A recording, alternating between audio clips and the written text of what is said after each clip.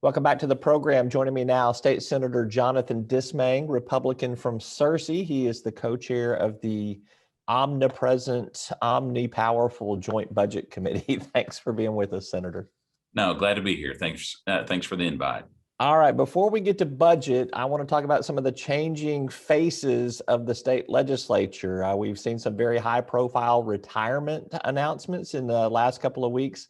Senators Keith Ingram, Senator Trent Garner, Representative Joe Jett, whom you've worked with a lot on tax policy.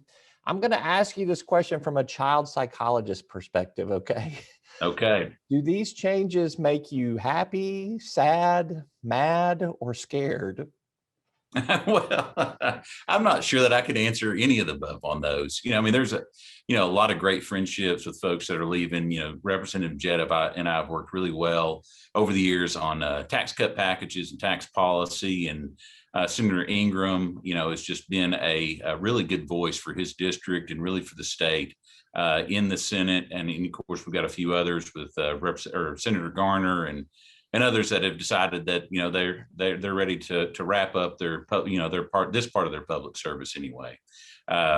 So everybody's up for re-election this time, and I think we'll see and continue to probably see some changes in how it plays out, and I think the makeup may be quite different than what we have right now.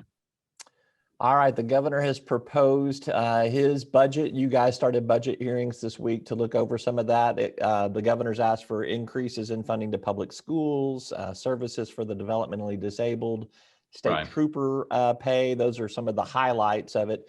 Do you see anything problematic with the governor's proposed budget? Is there anything that you can immediately say, I would like to see something different on this?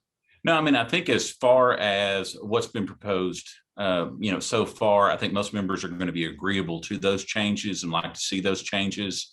Adequacy or the increase in education is something that's actually driven by, the legislature. So again, I think that's already something that's been worked through. In regards to the state police increase, I think it's something the members would like to see. However, there's some discussion about how is that going to work with probably needed changes on the municipal level and on the county level for those same type of law enforcement folks. So we'll see how that discussion plays itself out a little bit more. We're still waiting on the specifics of what that plan is going to look like for the state police. And then lastly, that DD wait list, the Medicaid increase is something that's been pushed by both parties. That's a bipartisan issue, and I think that one is going to be received, especially since they're absorbing most of that cost inside their current expenditure levels. So the overall budget calls for about a 3.3% increase in spending over the previous year's budget. I guess I just kind of want you to explain or justify that increase in this current political environment. We are going to see conservative versus ultra conservative in GOP primaries. As a Republican who has advocated for smaller government yourself, how do you justify a 3.3% increase in spending? Is it easy to explain? I think the biggest part of that increase is being driven by the legislature through the proposed changes in adequacy. On a personal level, I want to make sure that we kind of take a deeper dive into the budget and see if we can tamp back that 3.3% growth. I think we're going to be able to do that in trying to identify different line items. I think that could be adjusted so that we don't have that greater growth. At the same time, you have to be realistic about what's happening in the economy. The fact that inflation is fairly rampant right now. And that not only affects the private sector, but the public sector as well. And we need to make sure we're well below what that inflation growth is. I think that we are from everything that I'm seeing so far. But again, I think there's still some room to tamp down in some particular areas and help absorb those increased cost in other places. Anything specific that you can mention right now? One of the discussions is around the performance fund, which that has to do with salary increases. We have some sizable fund balances there right now. There's some reasons for that. There's an additional pay period this year and some other items. But that's one thing that I think members have talked about. In addition to that, I think you'll see really just some discussion on DHS and making sure that again, I think there's some changes and possible changes that'll be made in discussions we have with the governor. Let's talk about that DHS budget. That did come up in conversation this week. We mentioned the developmentally disabled increase in funding that I think everybody is pretty supportive of. Federal funds have been propping up a lot of the growth in Medicaid over the last 2 years in particular. We've seen an increase in children and adults accessing the state's Medicaid program. I guess to use another analogy here, is there a plan in place to land this plane softly so as to not wreck the state budget, but also to protect those who are still going to be very vulnerable?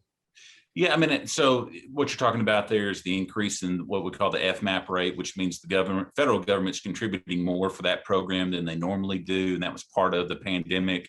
As that winds down, one of the things the federal government has not allowed the state to do is really do a look back on those individuals, make sure they actually qualify. When we come out of the pandemic and that's rescinded, then we'll be able to, as a state, to go in, and I think there'll be some savings because folks are going to fall off that are currently utilizing the program. But you're absolutely right that there's a concern. I mean, there's a concern across all healthcare, I think. There's been increased cost as far as nursing and just healthcare in general. And, a big concern for me is, where does that land? What is the new reality for what it costs to take care of folks? And that's really to be seen. I think from what I understand in the DHS presentations, they do have a plan for that, but there is a ton of unknown as far as where we're actually going to land and again, what this new reality for healthcare costs is going to be. All right, last question for you. There will be in the budget session that comes up, that starts in February, the opportunity to take up other issues with a 2/3 vote of both chambers. Do you anticipate that we will do things beyond budget? I'm not sure at this point. I don't believe that we will. Historically, we have not.